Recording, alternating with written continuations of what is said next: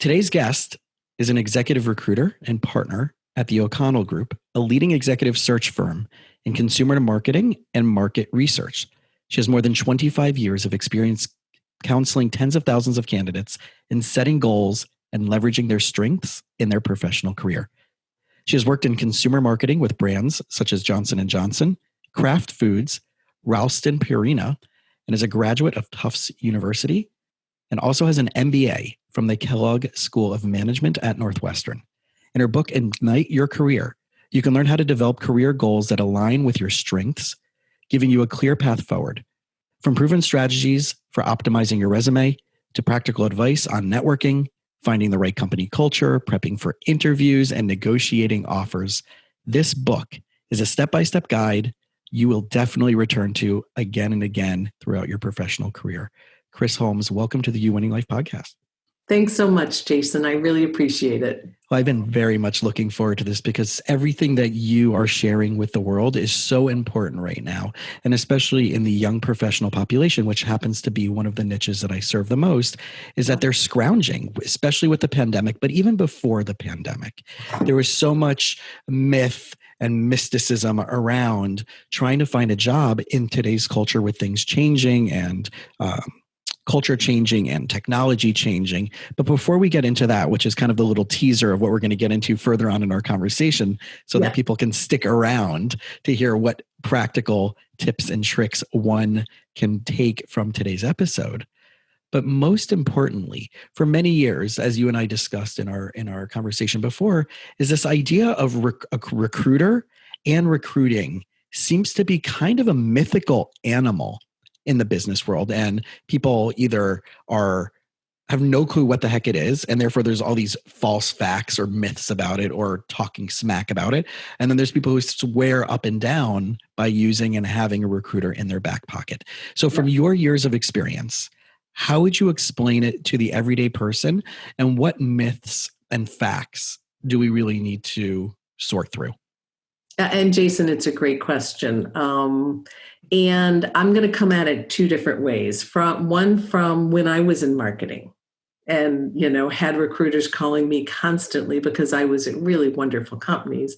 And then the second side is from the recruiter's perspective and working with people. And what I can tell you is, as you said, there's a myth or reality that there are a lot of bad recruiters out there. And what I would tell you is there are bad recruiters out there, but there are also really wonderful recruiters out there.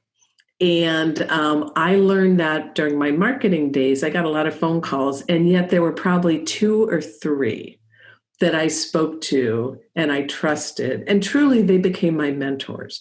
And recruiters, the way to differentiate and understand if somebody is a good recruiter or a bad recruiter, I think a recruiter who calls you and says, honey, I got a job for you, whatever their actual words are, without knowing you, is just a salesperson.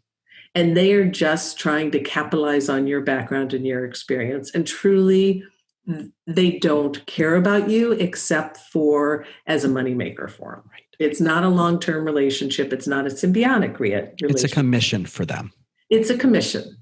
The good recruiters are going to call you and say, this is who I am. This is my background. This is how we operate.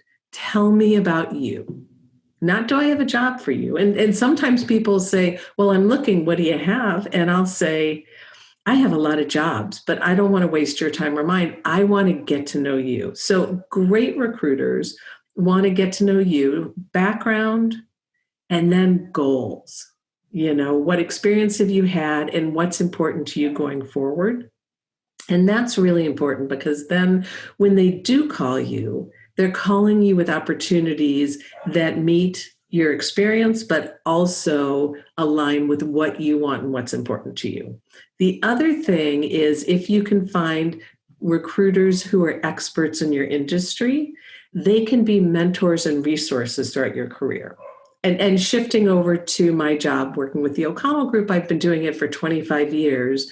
And the way we operate is we get to know people early on and we stick with them like glue. So many of the people that I started talking to when they were junior in their career are now CEOs or chief marketing officers. And I still work very closely with them as they're thinking about, building their team. They're coming to me to understand what's going on in the marketplace to help them build their team. As they went along their career paths, they'd call and say, okay, I'm not looking, but my company's offering me 2 different jobs, and I want your perspective of what this can do for your career. So, a great recruiter in your industry can be a huge asset, not just to help you find your jobs, but to help you navigate your career throughout. The other one thing, Jason, that I want to bring up, people don't know, but recruiters are not paid by candidates. If a recruiter tries to get you to pay for their services, run, don't walk. Companies pay recruiters to go find people. So I just want to say that up front. But finding great recruiters in your industry will be something that will it will differentiate you. It'll be a resource, it'll be a mentor, and if they do it well, it will be a friend for life. So those of us who might be just starting off in their career, new graduate, whether it's undergraduate or graduate school, or they've been working for just a handful of years in whatever field, how do recruiters find them? And how do you make yourself attractive to a recruiter? Because I know resumes are an art and a science. Yes. We know that the new resume is LinkedIn / social media, Instagram, and stuff like that. Right. So what are some of the things that recruiters are looking for in order to find a candidate to fit their niche? And B, what should we be putting out? What should the potential employee be putting out as far as their personal brand, even if they're working for some other company or not even working for themselves, but you still have to consider yourself having a personal brand. So what are some tips and tricks on that? Great question. So the first thing I tell you is, as you're doing your internship or your first job, talk to your boss, talk to mentors within the company and say, obviously, I'm not going anywhere, but I would like to build a relationship with 1 or 2 great recruiters for the long term. Are there people you trust and you like? And I have had many students who are, senior year who call me and say, or MBA students, my boss told me to call you. I'm holding 3 different offers. I'd love to hear your perspective. So that's the first way. You can be proactive to find the best recruiters. In terms of recruiters finding you on your LinkedIn profile, that's likely the most effective way of them finding you. You want to have a LinkedIn profile that says your company's name, your title very explicitly, your responsibilities, and then your accomplishments. And as a recruiter, those are the things that I look for. As I'm calling people I know, on the right-hand side will be people who are similar to this person. And if I know the person I'm calling and I'm contacting is a good candidate, I will go look at those people. And if I think they're great, I'll try to connect with them via LinkedIn and send them a note and start building a relationship. So those accomplishments with poetic license, as many people have been known to do, and especially when it is a numbers game. So there's someone I've worked with in the past, and I know that they're in a sales position in their company. And not only are they sales, but they're also about saving the company money by, if they can find the right person within the company through their position, they're saving money from not sending it out to a recruiter to find. How do you articulate that the best way possible? Because really, sometimes we don't know, especially in a corporate setting, how much money you're actually either saving a company, B, what does that actually translate in the eyes of the people you're working through? I'm sorry, B, into the eyes of the people you're working through, but C, that's your job. So maybe that shouldn't be such a glaring thing of like, we hired you to do this. That's not necessarily a big accolade. This is what we hired you to do. Don't toot your high horn that you're actually doing your job. So how do you weave through those? Yeah. So obviously you can't put anything confidential. Right. either on your resume or your LinkedIn profile. But you can do up 10% versus year ago or there are ways to have results on there. And as you mentioned, while yes, some companies have internal recruiters and they want to use them when possible. And when the job is, Jason, not a high priority, they may be able to find candidates that are what I call fine. They can do the job. Companies come to recruiters when they want to find superstars, when they're trying to find bench strength that can move up through the organization, when the role is a really high impact role, and they have already budgeted that money. The other thing, and this is kind of tying into a little bit what you said, is how to apply for jobs. There are all these different ways of applying. And I'll tell you, seeing that job online and pushing that button and applying is really low odds. It feels good for about a second, but usually it just dissipates and goes into the black hole. So I would tell students, don't do it. Take a deep breath, do it only as a last resort. And if you do it, make sure you have skills bulleted at the top of your resume that align with what the job is asking for, because that's how you break through AI. But you're much better off going through a recruiter who's working on the job or networking your way in through somebody you've worked with in the past or somebody who you've networked with or a friend who can actually get your resume to the right person versus disappearing in that black hole. So what about even using LinkedIn, using those resources that you see someone who works in that company that you want to work with, and yes, you have multiple, either you have no contacts in relationship with them. How do you create that relationship at that level to leverage that as a possible career without coming across as self-serving? Because that's the biggest issue, right? Is that at some point there's going to be not much value that someone's going to bring to the table in a relationship when you're starting off in your career. It's not that you are not a person of value, but the value you bring as a newer person looking to move up in your career isn't much to the person. So how do you ethically, honestly, and with integrity create a relationship with someone at some corporation that you absolutely love to work at? Right. And that job position is available? What do you do? Great question. And I would tell you, in my book, I have a whole chapter that it talks about networking and how critical it is. So I'm going to take a step back from your question because I believe that everybody should be networking on an ongoing basis, whether or not you're looking for a job.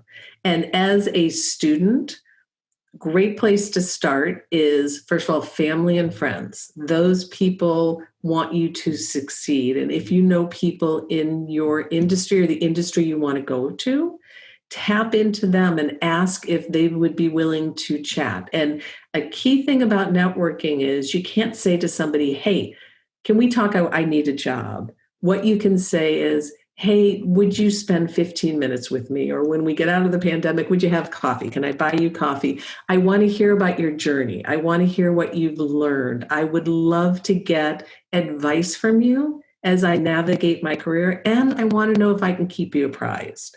And if you start doing that early, start it with family and friends, then go to your high school and go to alumni at your high school. Go to college, your college, and go to the alumni office and find people in your industry. Those are the easiest ones because you have something that links you with them. Then beyond that, on LinkedIn, as you were just mentioning, Jason, I believe you want to be active on LinkedIn. You want to read articles, and people in your industry who write articles that resonate with you, like them, but then write a note or write something saying, I love this article because as a new graduate, X, Y, and Z. And then you can also, after you do that, message that person and say, hey, I just read your article. I love it. I would love to have the opportunity to network with you and really, learn from somebody who's quite seasoned in the industry. I want to go, and might you be willing to spend a few minutes with me? And so if you do that on a constant in a constant way, as I call building that networking muscle.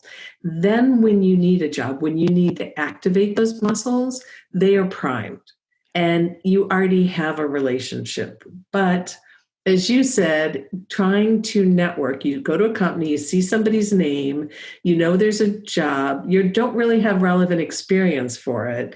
Reaching out to them is going to be tough at that point if you haven't already done the pre-work. Love it.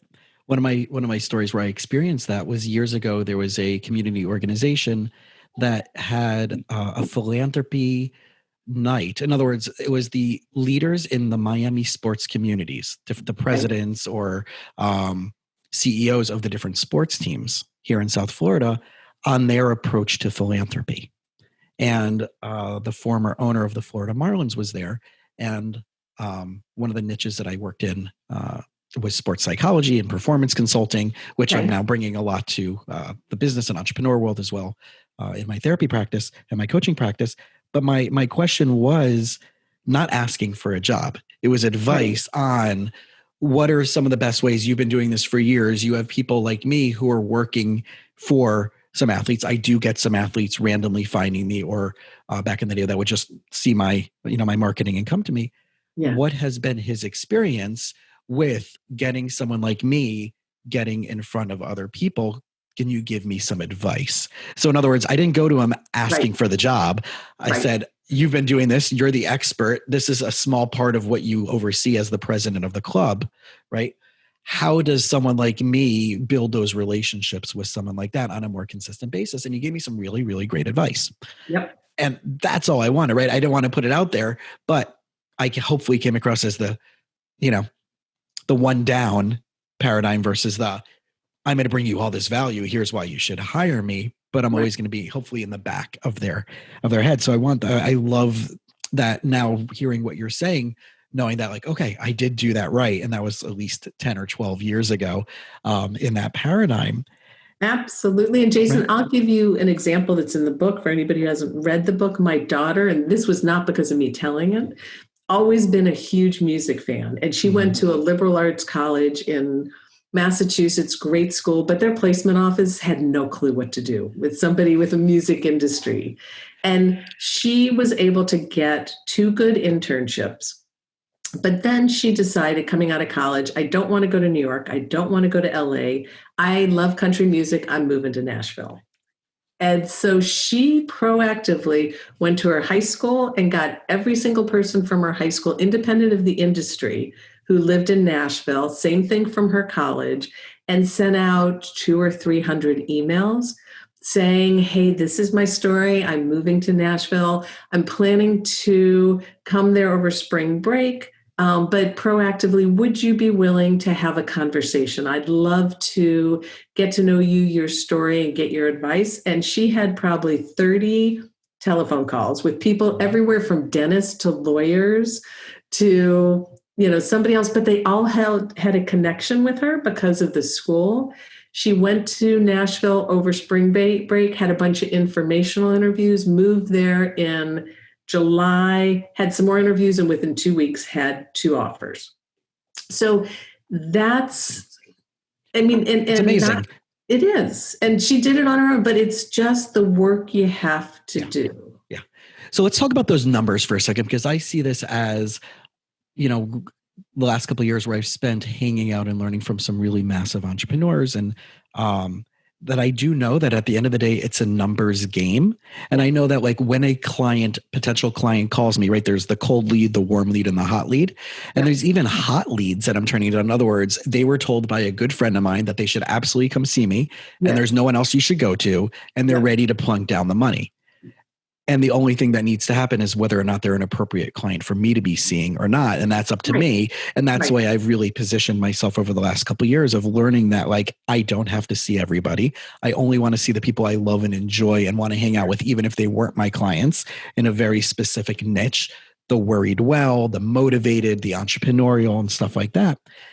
But it's a numbers game. So I know that for every 10 people that are going to call, 4 might want to work with me in theory. 3 are willing to pay the money. 1 or 2 are only the ones that I'm willing to accept as a client. right? So when sending out resumes, when making contact, when networking, it's not like you said, oh, I clicked on the 3 jobs on Indeed and my job is done. Right. It has to be, and I'm hearing 2 things that I maybe want to get your confirmation on. One, your resume needs to change and your cover letter absolutely needs to change for every single one as specific as possible, identifying facts or things about the company that you align with, your values that I love. These are my values too. I always talk with my clients and in my courses and my workshops. I'm like, as a mind body wellness practice, which we talked about before, if someone comes in as an associate to work with me drinking a soda, there's no interview. Right. Because it doesn't represent brand. I don't care if they say, but I love yoga and I meditate. There's just still something that's a cognitive disconnect for that, because that's not the brand of that I put out as the brand of my practice. And even when I take that as a core value, even to my personal life, even with dating, I won't date a psychiatrist. I won't date a pharmaceutical rep because I'm trying to help people get off medication through nutrition, exercise, mindfulness, and good therapy. And that's contradictory. Not that they're doing bad things. There's many useful things for that, but it's just not within my consistency of core values. So so I think, I want people out there to hear that if you're going for jobs, you also have to look at your ethics and your morals and your core values.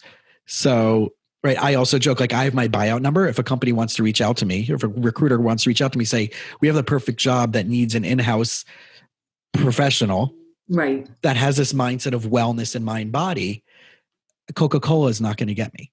Right.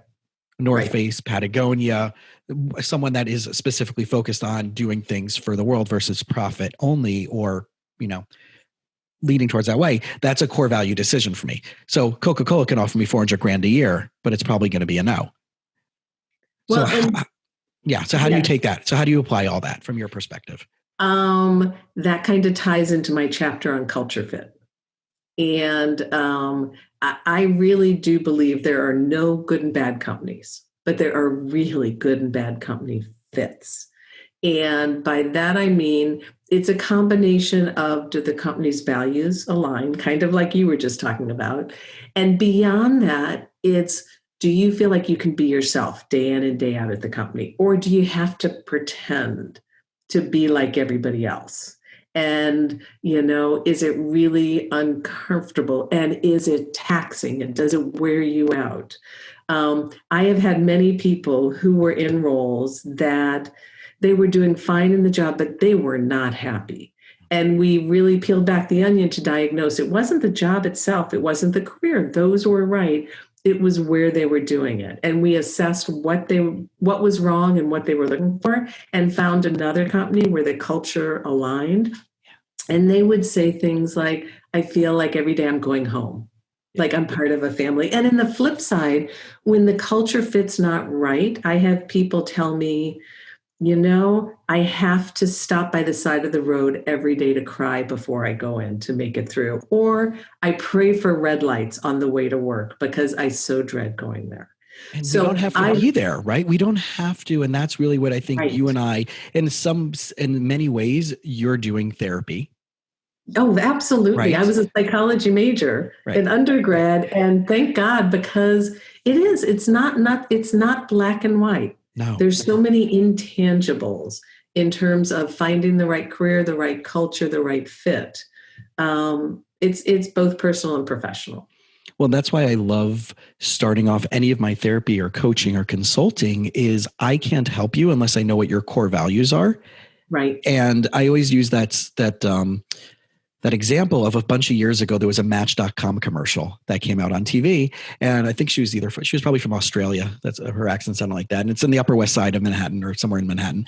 And he's like, do you want to try online dating? She's like, all right, fine. She goes, the person interviewing her goes, what are you looking for? She's like, I don't know. I want someone funny and kind and nice. And I'm like, well, that should be a given, not like a high standard, right? So as I share that with my clients and they're like, oh yeah, I know my core values. Okay, what are they? And usually they might throw out 1 or 2 or 3 buzzwords. Right. And I'm like, okay, and then if that's true, those are your core values. Are you making binary decisions on every single day things through that lens? 99% of the time they say no, or they're like, well, maybe I guess I really don't know. And I've been just using those because those just sound good. So I won't work with a client once I get understanding, once I agree to work, once I'm already starting to work with them, but between the first and third session, I'm already having them work on a practical, crystal clear list of core values with definitions of what they mean to them. So that as we go through whatever challenges that they're facing, whether it's a business, whether it's a relationship, whether it's whatever's going on, we can just go back to the list and say, will this be solved by just running it through this list and making it yes or no? Right. So I would challenge people out there to come up with that. And if they go to the links on our social media, they can find this list, this values-based decision-making list that I give out to people for free, that you can decide how to find that company culture based on, well, how do I know what I'm looking for? Well, that sounds cool, right? I would love to work in this type of company. Okay, but will that be healthy for you? So how does one know their emotionality? Because I know the mental health piece is something that I would love to talk about with you. When you're saying people come home, they're driving home, they're crying, they're wishing there's a red light, they're working for a toxic supervisor, they're working for a toxic boss, they're not getting support, they're not being heard.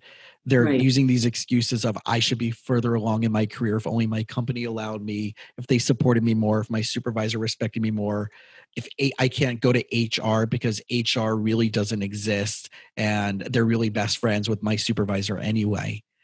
How do people navigate that? Which one are legit real? Which one are excuses? And how does one just decide to, like, you know what, this is just so toxic. Maybe it's better for me to be unemployed, then go back one more day versus let me work through this until I find another job. Yeah. So it's a great question. And Jason, I think there are some people that are what I'll call Eeyore. Everything happens to them. This sucks.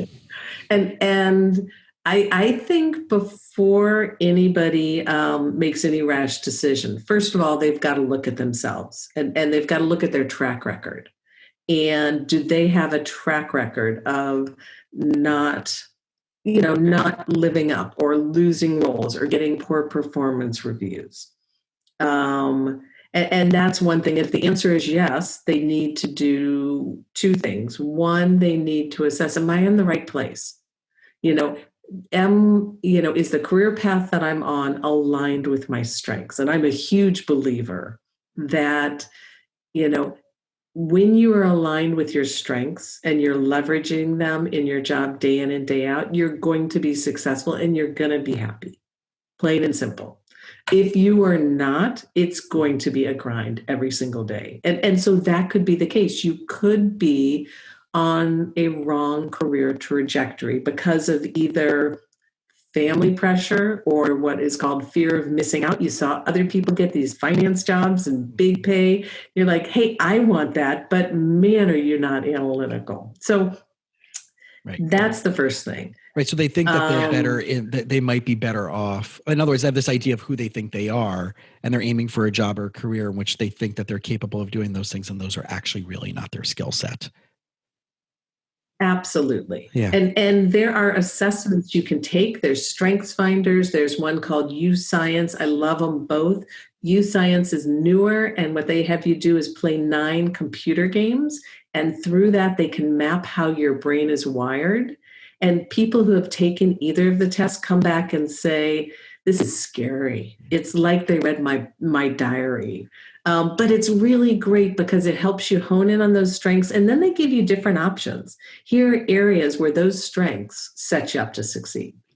So that's the first thing. So I'm cracking up on this side of what you just said about, like, it's scary that you read my diary. Yesterday, I was in session with a client and I said something to them as they were sharing some information with me, and her face dropped and she's like, I wrote that in my diary, in my journal last night. I'm like, yeah, I know, I read it. And but I mean, there's, as we're looking at this, like, you and I know the science behind it. You and I know personalities. You and I know, right? There's a certain amount of archetypes at a certain point, right? There's not an unlimited amount of possibility of personalities or challenges or issues. It's just, environment A with personality type B in this type of situation C. And there's only so many variables that can come around. And we know this. Right. And what I was thinking about, what came to my mind is that the people who might be most stuck in these issues or frustrated or feeling like they're not getting supported, where else are these things also showing up in their life outside of their professional career?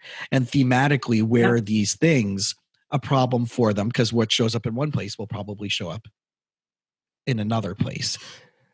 And do you walk them through that? Like you said, like you help them unpackage out and figure out what's really going on.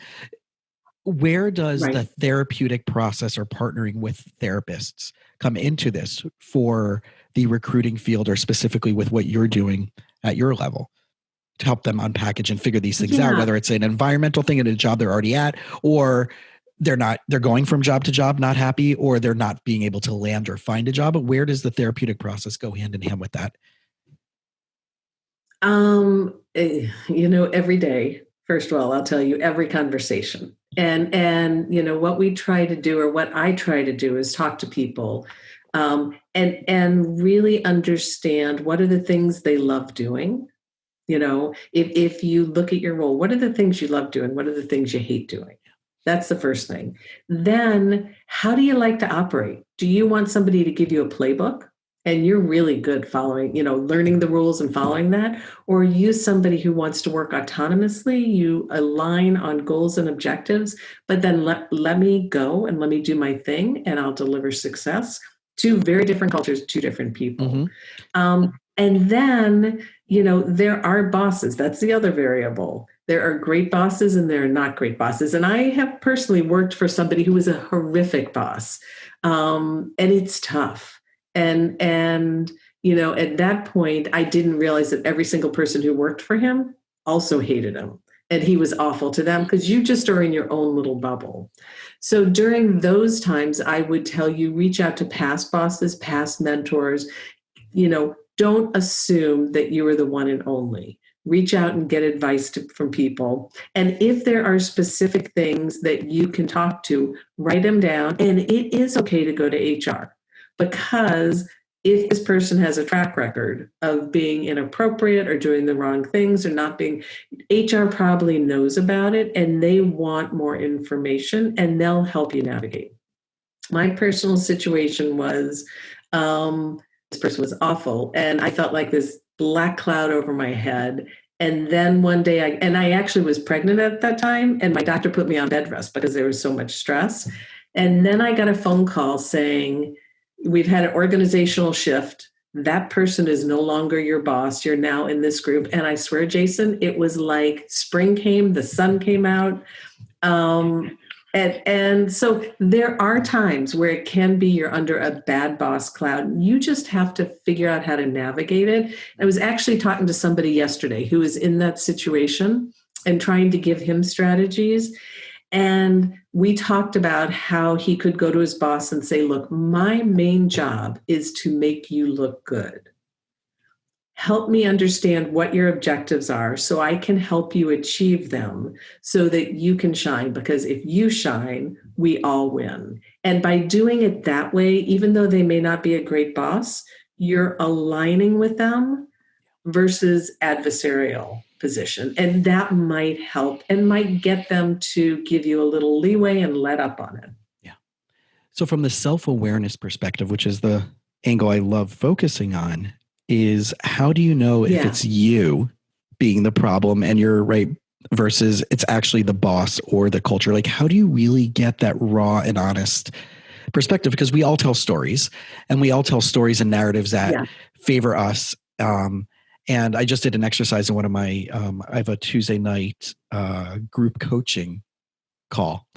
And one of the exercises I had them do was tell a story where they're absolutely completely convinced that they were the victim. And I split them up into groups through Zoom, because you can break them up into, it was in the paid Zoom, you can break up people into groups, which is little private groups. I said, you have 3 minutes to convince the person in your room that you're a victim. And you have to tell the story that you've always been telling that has already led you to believe that you're a victim in this situation. Now, don't go into anything massively therapeutic or whatever, massively confidential, but like a story that you went through, you're like, I'm absolutely convinced that that person is wrong. And because of them, I suffered. And they did that and they all came back. Yes, yes, yes. Okay. Now I want you to go back into that same group and now retell the story where at any given point along the way, or at multiple given points along the way, you could have taken accountability for doing something different. Yep. And now go spend 5 minutes telling that story. What could you have done now looking back in hindsight at point A, point B, point C, and point D? And one of the people came back into the room and they're like, I'm really not happy with you right now. To me. That's great. Because right. And they're very high level self-aware person. But it was, but what I'm hearing is that like, we're so stuck in a narrative that my boss is an a-hole, or I hate this company. They're not letting me succeed. Don't they realize how talented I am, or don't they realize how much I want to do good for them? But it might be you. It might be you. No, it might be them also, but you can only take accountability and ownership for your crap. So how do you break through that? Because that's really, I think, would you say, like, what percentage of actual company issues are actually that it's really you? It's not the environment and it's not your boss. Although that may be, obviously, humans are humans, but yes, drilling it down, cutting through all the BS, like what number would actually say, hey, dude or ma'am, you might need to play that out with a therapist? I would say it's probably a quarter, and it could be higher, but there are people who have track records. Yeah. And those are the people who, it's kind of like you say, hey, you know what, this has been going on. Are you sure, you want to be CEO and you're acting like a CEO, but you're an ABM, which means you've got to do the grunt work. Mm-hmm. And so there are people who have that track record. So in our field, many times it's a couple different things. It could be the job doesn't align well with their strengths. So it's not that they have to leave the company. It's that they probably need to look at a different job within the company. It could be that the company's strategy has changed. And Jason, that does happen where they were focused in marketing. They got a new CEO who came from sales. Now they're sales focused, and building those brands is not important, and they're not putting money behind it. So they're all different things that happen in the work world. But what you're saying is definitely reality. And I think if it happens, multiple roles, people need to step back and look at their ownership of what's going on. And did they really, hunker down and do the job to the best of their ability? Or is their ego driving on where I shouldn't be doing that? So they don't. Interesting. So if I'm a company and I'm hiring you to find someone, mm-hmm.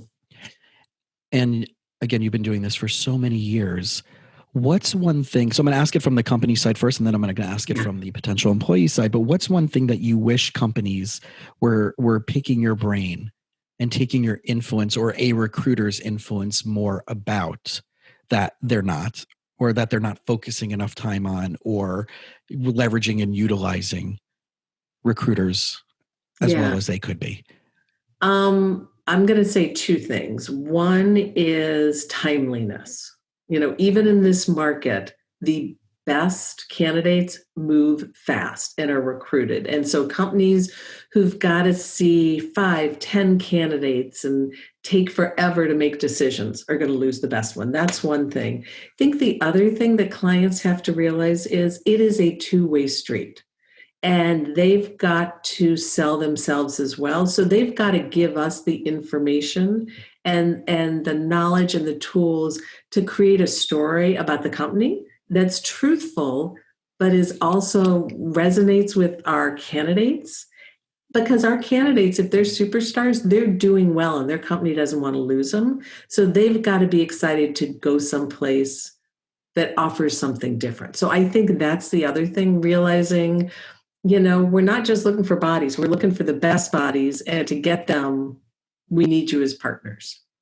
And if you're the recruitee, you're the potential employer, what do they need to be focusing on that they're not, right? What do they need to be really pulling and extracting from you? Because, right, it's low frequency stuff and high frequency stuff. What's the high frequency stuff that probably most people aren't getting around to, but you wish that they did more proactively by And by utilizing you are you talking about candidates? candidates. Yeah. Okay.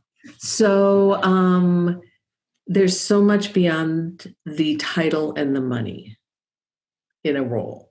And so I think candidates really diving into the culture and the company and where it's going, you know, and where the job can lead in terms of a career path and how other people have succeeded and made a difference and what the culture is, those kind of intangibles, I think are critical for happiness. In reality, a title and money, you're going to forget about them day in and day out. That's not going to be your drivers. It's going to be your fit with the company, your ability to deliver success, your feeling like you're appreciated. Those are the things that are going to make you happy and love your job. So it sounds like you should be the you, meaning the person who's the potential employee. Those Yeah. of us who are looking for jobs, those out there who are looking for the job, should be focusing more on what problems they're well equipped to solve best, versus the job title and or position. And that's kind of what they should be leading with, and that's what they should be looking for. That's what they should be putting their most attention to, and amplifying that. Is that what you're saying? It really is. And making sure, as you said, the values align and they feel like they would fit within the culture. But all of this being said, Jason, as people are interviewing, this sounds contradictory, but it's not. They need to focus on selling themselves. Mm-hmm. Everything they do in an interview, connecting with the people, doing what I call wooing and wowing, bringing your skills and your experiences to life, your fit with the company, the questions you ask are all selling yourself. It's not until you get the offer that you can flip the tables. And at that point, you can ask what I call WIFM's questions. What's in it for me? Things like, talk to me more about your culture. What do you guys have summer hours? What's your 401k match? What does progression look like for me at this organization? If you ask those questions too early, you're going to stop the process and you won't go forward. So there's a time and a place for everything. So let's tie it all together with one of the things that I know we want to talk about, that we talked about in our pre-conversation, which was those that are starting off in the young professional age bracket, where there's so much more passion focused on a specific cause or a specific problem or a theme, versus going out and just getting a job, versus trying to find that job or create a company based on that, solving that passion or that problem. Right? The passion versus the practicality. So what are your thoughts and experiences on that? And what advice would you give to those stuck in that position? Yeah, a great question. And what I would tell you is I am in awe of this generation's passion. I mean, I really think they will change the world. That being said, I don't think passion at the early stage of your career should drive your decisions. And in my book, I talk about the phases of your career. There's learn, do, leverage.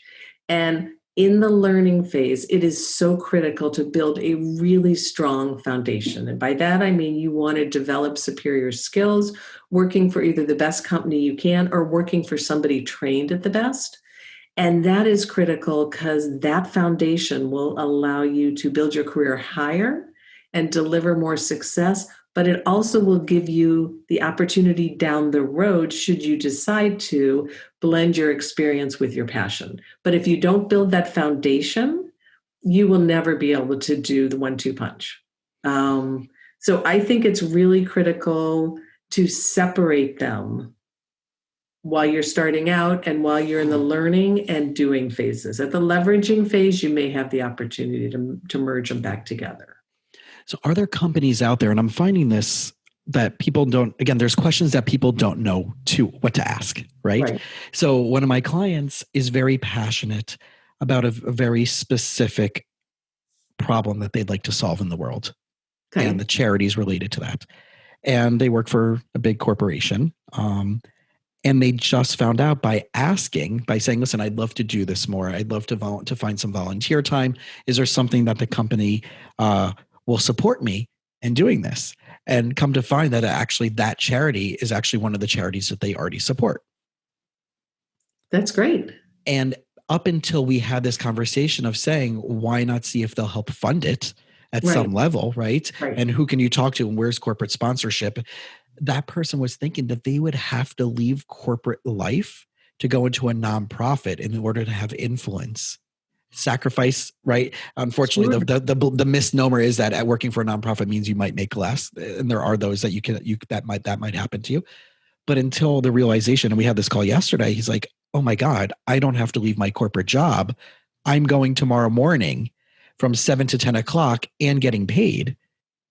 Right. As a half day of my work to go volunteer for this nonprofit that I'm absolutely, and he was crying. Well, and that's awesome. And many companies have that, and many companies are open to that. Again, that would be a great question to ask when you're holding the offer. I'm passionate about these areas. Would there be an opportunity down the road for me to engage the organization in, some ways supporting? And they might say, once a month, we give people a half day off to go volunteer somewhere.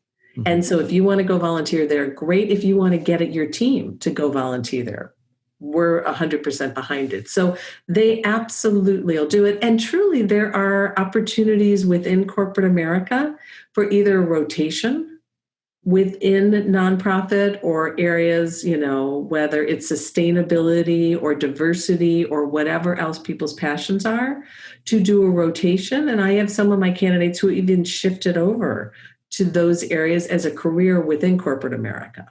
Wow. So, but that's after they got their foundation and they proved themselves and they were value to the company that they were able to do it. They couldn't just walk in because, hey, I love this, but I don't know anything about what I'm doing.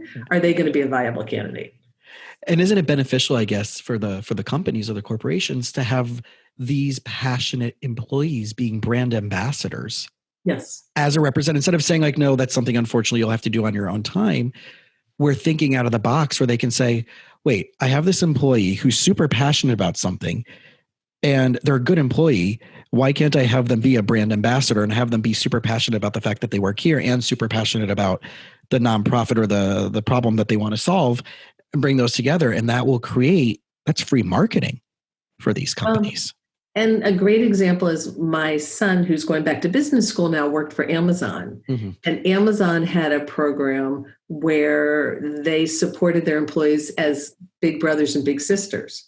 And so my son did that. And once a month, his little brother would come to campus and they'd have lunch and spend a couple hours together. So Amazon not only supported it, they really helped make it seamless. And my son loved it. And he was adding value, and the corporation got a lot out of it. And probably it even built his loyalty to the organization because they did that. Yeah. And I know a lot of these corporations, because I do have clients in all these different fields that I'm working with from a therapy or a coaching side, that a lot of these companies know that you're not going to stay with them forever and that it's the jumping off point for them in their career. Mm-hmm. And one of the questions I have my clients ask is there funding for outside additional training, coaching, certificate programs? I know that like there's all these online courses that you can get a certificate in this type of management that the program, that your job might pay for, or is there an internal educational platform, like a virtual, that I can have access to? Because I know Amazon has a massive one for that. And that I can have access to, because one, that shows that you want to learn more, you want to do more, and you're willing to do this on your own time. It's not like I'm expecting to get paid for it, but that it might already be there, that most people don't. Again, like a lot of times I'm finding people don't even know to ask. Right. Because they never thought it would be a possibility even to ask. And I think that's great. And many companies will do that. They will pay for outside education if they see it not necessarily applying to the exact role you're in today, but building your capabilities for the long term. Well, that goes back, I think, to what you were saying about finding that mentor or that person above you in the company that can give you that insight to say, here's what you're going to need to know as you move up. Start leveraging that now. I had this conversation with another client, and they work for, again, another big conglomerate corporation here. And I said, where do you want to be in the next 5 years? Like, well, I want to make this amount of money and I would love to be at this position. okay, number one, do you have the education requirements that they require from the company culture?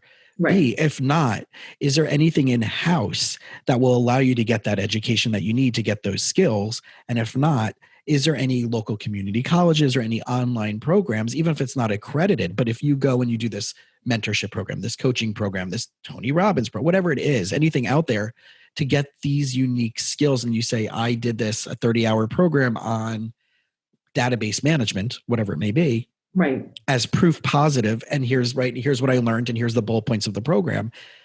A lot of these companies will be like, oh, okay, cool. Yeah, we usually do hire someone who has a degree or has been working but you're doing this on your own. Right. We're going to see that as motivation to want to give you much more of a possibility. And a lot of people just don't even get that. And I think, like, I really want, if you could walk away from, people listening, don't be afraid to ask those questions. Don't be afraid to show the initiative. Don't be afraid to think out of the box to solve these problems.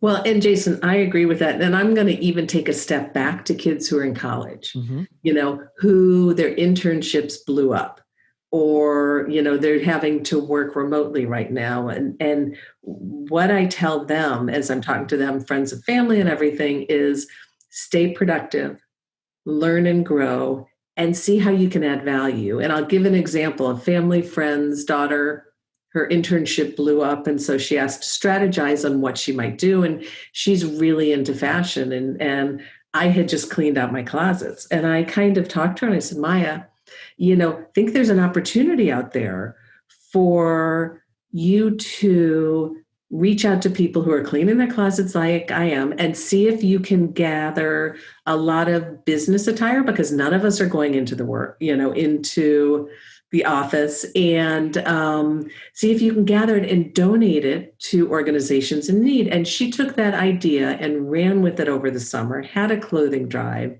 and got so much great stuff that she was then able to donate to multiple sites. And, the thing about that, Jason, is she didn't get paid for it. Mm-hmm. But on her resume, it is going to look glorious. She took initiative. She showed strong project management, creative, and leadership skills. Yep. So I tell people, talk to family, friends. Say, look, I'm going to school. I'm not looking to be paid, but is there a project that I could work on at your company that you need done that could help me build skill set? So I think that's critical. When I think especially the technology that's available to us, whether you're further on in your career and your age versus that young professional or college or high school age student today, right. If we're not leveraging all of the free stuff that is out there, right? You don't have to have $3,000 to spend a weekend with Tony Robbins. You can spend the next 5 years consuming every single thing he has put out for free. Right. Or you want, right. So there's all of these experts. I had this conversation last night with my sister. We have a 3rd-generation family furniture business, and I'm the only of the siblings not in it. My younger siblings have taken it over, and I do some outside consulting for them. And there's someone who I've become personally friends with, but also has been a mentor and is a business coach. And I'm like, I saw that this person did this on their website, and it was so simple to make this, like, instead of like a picture that rotates, he has a video teaser trailer. Yeah. And I'm like, okay. So I have my social media person, and I just said, can you just come up with something that looks something like this for me? Right. And I'll come up with my own voiceover over it. But just, can you give me like the background of what it might look like if we were to do? 3 hours later, I got like a 1.5-minute little teaser clip of me and different speaking things or podcast interviews, or picture, and it just made it into something that's just so out of my skill set. Sure. That when brought back to me, looks, holy crap, this looks like $1 million product. Right. And then putting it out there from that perspective, that I don't need to have some $1,000 an hour coach or $1,000 an hour video production professional to do these things for me. I just have to know where to go, where to look, and see who inspires me and reverse engineer it. It's not like there's really no you're not like, verbatim copying word for word, but the ideas, there's nothing new under the sun. Right. Who's doing the best job of where you want to be, and only start doing what they're doing. Like, I don't pay attention to what all the therapists in South Florida are doing. Right. Right. No, your mindset's different. I think the other thing is there are TED Talks out there. I listened to one which was kind of how to deal with loss the other day, Jason. And I found it relevant for everything. And out of it, it was like 3 steps. One was realize that, excuse my French, shit happens to everybody. Uh-huh. Nobody's life is perfect, no matter what it looks like on Facebook or Instagram. Yeah, exactly. Right. So, except I turn it into shift happens. yeah, so that how do we was make that pivot? the first thing. Trying to remember the second one, but the third one was, as you go through things, everything that you do, think, does this help or hurt me? And that reminds me, there's a book called Drop in Your Bucket. And the idea behind it is every interaction you have with people adds to your bucket or takes away. And I think, just reading books and going to TED Talks and listening to these things, as well as, like you said, the Tony Robbins, all these things are going to build your capabilities and your knowledge and help you succeed. So don't just sit and watch Netflix and, you're watching the documentaries. Yeah, sure. Right. Listen to podcasts. They're fascinating ones out there. Yep. And all you have to do is take 1 or 2 nuggets away from them and apply them, and you're going to continuously learn, which is how the people who are top of their games get there. They're not complacent. Well, here's a little bit of a hack if we want to take that even a step forward, and you want to put yourself, especially if you're looking for jobs and careers and you're just getting started, is that if you know where you want to be and you don't know how to get in front of people that may be out of your reach just as a potential employer, do what I'm doing. Start a podcast. Yeah. And now all of a sudden you have a more legitimate platform to get in front of people that might not necessarily want to spend time with you because there's a good for them where the conversation is being recorded, it's being put out into the world, and you're using it as a good for all. Right. But if you're a 16 to 24-year-old, then you can use this as, I want to share what I'm having a conversation with you about with 6 other 16 to 24 years old on their behalf. Right. And the barrier to entry is so low to be able to do it. Right. And with that, you could reach out to people, like I said, from your college, from your high school, who have gone into different careers saying, hey, I just want to give a peek under the tent of what a career at Amazon's like, what a career in music, what a career in theater. And boy, would that be powerful. And I did that, right? Even though my network that I started off with the first many interviews of starting this podcast was already in my leveraged network of the people who I know were highly successful people from my business community. But then I went on Amazon, and this is a nice little trick, is go on Amazon and see what books are about to be released that haven't been released. Yeah. That are in your area that you're interested about, right? If you're a job person and looking for a career, and say can I interview you? And I did this with Howard Behar from Starbucks, who's the former international president right under Howard Schultz, who wrote the book, It's Not About the Coffee, about servant leadership at the corporate culture of Starbucks. Sent him an email and saying I happen to know some of these people in that community, the conscious capitalism community. And I absolutely love it. And just would love to pick your brain to have you on my podcast for a half hour. Right. 8 minutes later, I got a response from him. Well, I can tell you as a new author, I love it. I love being able to talk to folks like you, to talk about the book, to share the information, because that's why I wrote it, to leave a legacy and to get it out to a broader constituent. So I think it's awesome. So where can people go to get the book, and what other things can they access you for outside of hiring or in addition to hiring, your firm? So they can get the book at www.igniteyourcareerbook.com. And there they can get the book, but we also are offering services. We're offering complete coaching, resume writing, interview prep, negotiation, and I'm also available for speaking once we get out of this pandemic. And within each service, there are different options and different levels depending on where you are in your search and what you need. So it's very comprehensive. and it goes across all industries. So it's not marketing per se. It's anybody. It can be for young professionals. It can be for career changers. It can be for somebody who has a great resume but is bombing in their interviews, or somebody who did well in their interview. They have an offer, but they don't feel comfortable negotiating. And they need somebody quickly in their corner to help them do it in a positive win-win manner. So excited about the book, excited about the services, and would love to chat with anybody. Yeah. So going through it as we were prepping for the interview, like these are like, I always have my list of books that like, wow, like if you're in this segment of life or if you're doing this, like this is a must read. Like there's books that I believe that everybody should have on their bookshelf. Yeah. And right, the simplicity of these areas of what the average, if not most people are going through is being answered in this book. So those of you out there who are, have gotten value and benefit out of this conversation today with Kris, please, please, please go out and check out the book, check out the website. And I really think that as we invest more into ourself, right, your whole thing is, right, how do you unleash your potential? And that's everything that I'm trying to do with this podcast is minimize your stressors to maximize your potential that you don't even know exists if you do the work with someone like us to get there. So thank you so much for spending time with us. Thank you. It was awesome. I really enjoyed speaking with you. Thanks. And we'll look forward to checking out with everybody in the next episode. And if you, again, got value from this episode, please do us a favor. And if you're not yet subscribed, do so.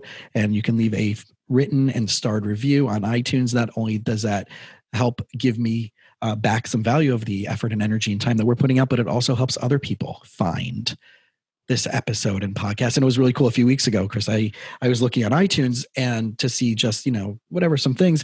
And it said, here are other podcasts that are recommended in addition to yours. And it was two of the people that I love in the social media podcasting world. I'm like, oh my God, like these are people that I've been since before I've been podcasting, or like people I like devoured their stuff. I'm like, that's so cool. Like I'm now a suggestion along the lines with them. So, right, there is that value of just going on and clicking, subscribing, and leaving a starred written review for us podcasters out there. So if whoever's listening to a podcast, do that for your favorite podcasters. Subscribe, but also leave them a written review, not just mine. But again, Kris, thank you so much. Thank you.